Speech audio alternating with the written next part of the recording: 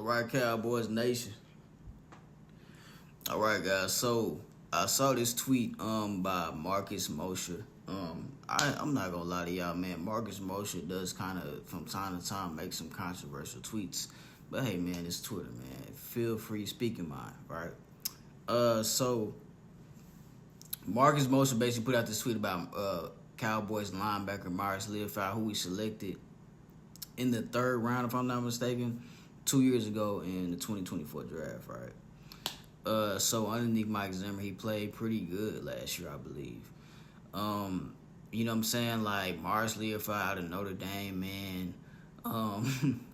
Definitely a Polynesian, one of the Samoans from the Hawaii Islands and things like that, man. He's definitely one of those hybrid type linebackers, one of those some safety converted to a linebacker type of player. So let's kind of break him down. So in this tweet, man, Marcus Marshall is basically saying Marist Liufau is basically having a bad second season. He hasn't really progressed or really shown any signs of progression. But my defense to that is okay, Marist Liufau hasn't been able to see the field, not necessarily because he hasn't been practicing or not playing well. He's not seeing the field just because coaches aren't giving him an opportunity to play.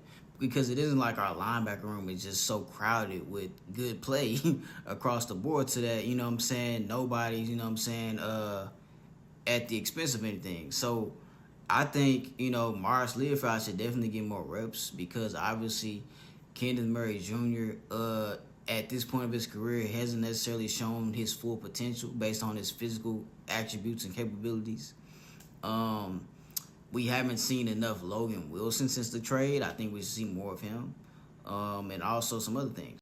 Right? Even guys like a Shamar James or even a DeMarvion Overshown, these are also, some of those modern day type, hybrid type of linebackers. These guys haven't necessarily played the most consistent or played great ball. Even DeMarvion Overshown, although he's coming off the ACL injury, give him grace for that, but he hasn't really looked his best or hasn't really resembled some of the great play that he showcased us last year. And Shamar James is very wet behind the ears because he's a rookie. And I just haven't seen enough consistent and good play from our linebacker group as a whole. Now, I think that part pretty much has to do with the scheme, and that part has to do with the coaching philosophy, right? At the end of the day, like I mentioned in my video talking about Matt Eberflus, are you coaching effort or are you just coaching X and O's in the schemes, right? What are you coaching, right? What are you coaching? Are you allowing unbiasedness and free competition? So allowing players to kind of pretty much, hey, if this player is showing more progression or if this player is, giving us more production, are you allowing this player to see the field more? Right, and I trace Marist back to that Green Bay Packers game, man. And obviously Marist Liufau is a very opportunistic type of player, man. I really like the mentality that he plays with. No matter how many plays that he has, man, he's gonna give every play everything he got, man. He's always trying to fight for the ball, punch the ball out, take somebody's head off when he's out there, man. Like that play that he did against Matthew Golden, man. How can you not see a play like that and then want to advocate for a player to be out like him to be out there on the field, man? You want that mentality to reflect the defense, right? And also, sometimes, playing on your head on your fire with your head, like your head's on fire and stuff like that can be very great, and it can also be the detriment. Towards the end of that Green Bay Packers game, I think it might have been in overtime already or whatnot.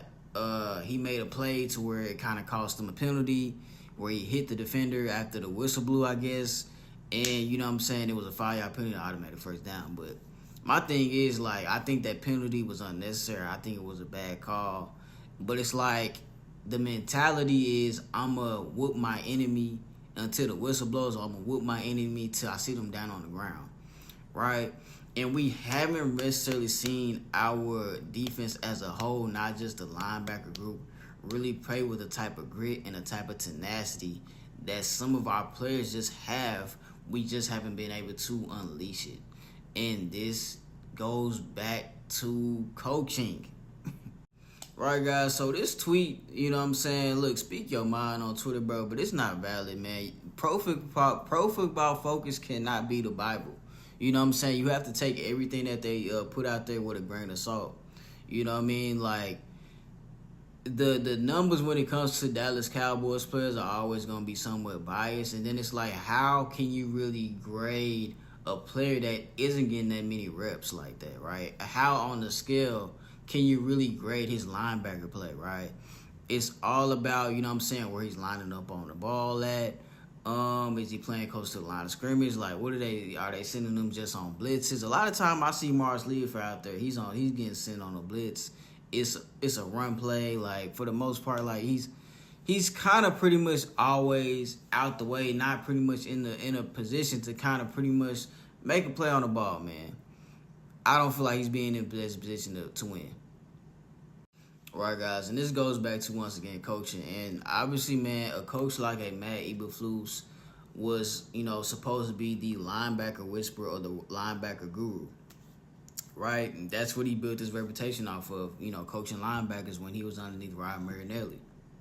However, I can't give you so much credit for coaching Sean Lee, right? Sean Lee is literally one of the greatest linebackers of that era, right? You got your Bobby Wagners, your Luke Kuechly's, you got Navarre Bowman, and then you got Sean Lee. You know what I'm saying? Maybe a Thomas Davis, or, you know what I'm saying, I don't know, KJ Wright, whoever. You know what I mean? But at the same time, man, like, Matt Eberflus, bro, like, are you able to bring out the best in your players by coaching, you know what I'm saying, putting the best personnel out there on first, and also coaching the players and scheming the players to their strengths?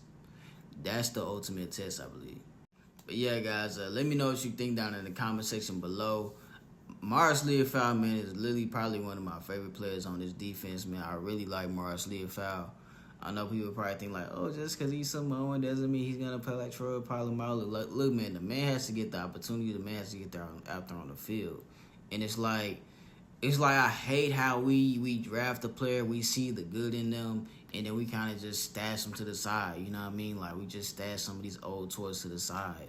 And it's like nobody out there is necessarily playing better. And so it's like, why not bring in that extra competition to see who let the best man win? But let me know what y'all think down in the comment section below. Who are y'all favorite linebackers on this team? What is the state of the linebackers of the Dallas Cowboys looking like? I thought it'd be one of the best position groups of this team, but evidently not. Let me know what y'all think down in the comment section below. Click the link in my bio for more content like this. Follow me on every social media platform at your bar Showtime. All right, peace.